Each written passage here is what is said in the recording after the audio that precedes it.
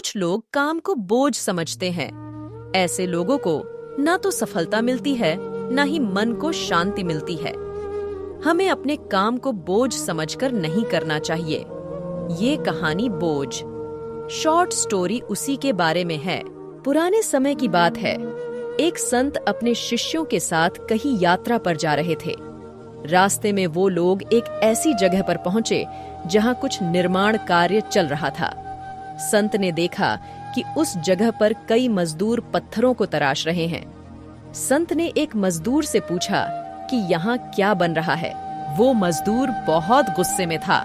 उसने गुस्से में संत से कहा कि मुझे नहीं पता, आप आगे चले जाइए बाबा। संत बिना कुछ बोले आगे निकल जाते हैं।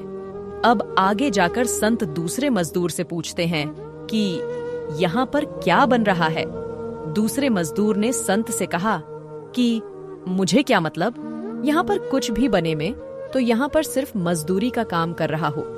मुझे दिन भर काम करने के बाद शाम को पैसे मिल जाते हैं, इतना ही काफी है मेरे लिए।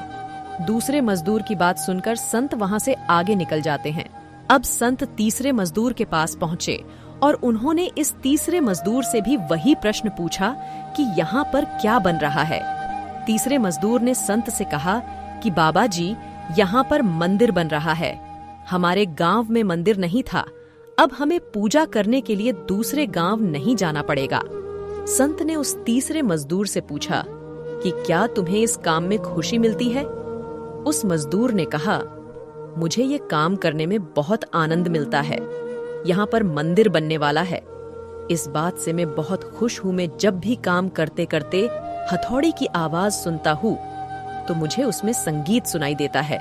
इस तीसरे मजदूर की बात सुनकर संत ने अपने शिष्यों से कहा कि यही वास्तव में सुखी जीवन का सूत्र है।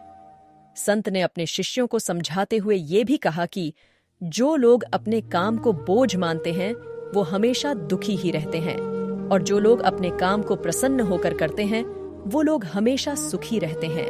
हमें अपना काम शांति के साथ प्रसन्न होकर ही करना चाहिए, तभी हमें उसमें सफलता मिलती है।